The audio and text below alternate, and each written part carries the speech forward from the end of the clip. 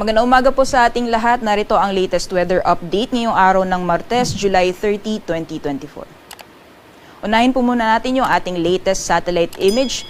Sa kasalukuyan po ay patuloy pa rin natin binabantayan itong low pressure area na huling namataan sa layong 480 kilometers north-northeast ng Itbayat, Batanes. And kung makikita po natin, halos papalabas na po, nasa boundary na po siya ng ating Philippine Area of Responsibility. Kaya sa mga susunod na oras, inaasahan po natin na lalabas na po siya ng PAR at hindi na po makakaapekto sa anumang bahagi ng ating bansa. Mababa din po yung tsansa na ito ay magiging isang ganap na bagyo, kaya mahina po yung magiging paghatak niya sa hanging habagat sa mga susunod na araw. Samantalang kung makikita po natin, patuloy pa rin ang epekto ng southwest monsoon o hanging habagat, lalong-lalo na dito sa may kanlurang bahagi ng Luzon. Kaya asahan pa rin po natin na magpapatuloy pa rin yung makulimlim na panahon na may kasamang kalat-kalat mga pugulan, lalong-lalo na po sa areas ng Ilocos Region at Zambales. Samantalang sa nalalabing bahagi po ng ating bansa, kung makikita po natin, wala po tayong namamataan na makakapal na kaulapan na posibleng magdulot na buong araw ng mga pag-ulan sa nalalabing bahagi po ng ating kapuluan. Kaya asahan po natin ngayong araw ang mainit na panahon, lalong-lalo na pagdating ng tanghali at may mga tsansa naman na mga isolated rain showers or thunderstorms o mga biglaang pagbuhos ng ulan pagdating naman sa hapon o sa gabi. Samantalang sa mga susunod na araw, liban po dito sa binabantayan natin na low pressure area, ay wala na po tayong ibang binabantayan na low pressure area o bagyo sa loob at labas ng ating Philippine Area of Responsibility. Kaya asahan po natin sa mga susunod na araw hanggang sa darating na weekend, magpapatuloy yung mainit na panahon sa malaking bahagi ng ating bansa. Lima na lamang po yung mga tsansa ng mga panandalian o mga biglaang buhos ng ulan.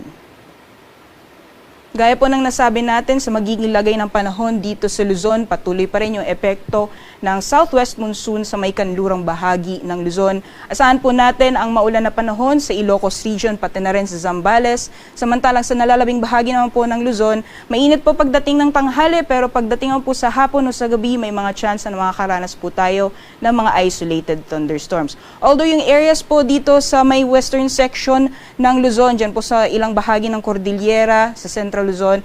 Sa western section po ng Calabar Zone dyan sa Cavite, Batangas, pati na rin sa may area ng Rizal at dito sa Occidental Mindoro, kahit ngayong umaga, posible pa rin yung mga biglaang buhos ng ulan, pero pagdating ng puntang hali, magiging mainit yung panahon at may mga chance ulit ng mga pag-ulan pagdating naman sa hapon o sa gabi. So monitoring lamang po tayo ng mga thunderstorm advisory na nilalabas po ng ating Pag-asa Regional Services Division.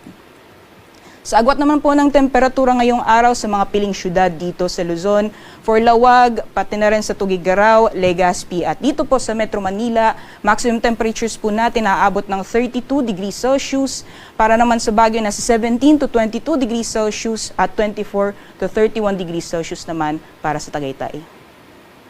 Sa nalalabing bahagi naman po ng ating bansa, sa magiging lagay ng panahon ngayong araw, gaya po ng nakita natin sa satellite image kanina, wala po tayong namamataan na mga kapal na kaulapan na posibleng magdulot ng buong araw na mga pag-ulan. Kaya patuloy pa rin po yung mainit na panahon, lalong-lalo na pagdating ng tanghali at may mga tsansa naman ng mga isolated thunderstorms pagdating naman sa hapon o sa gabi.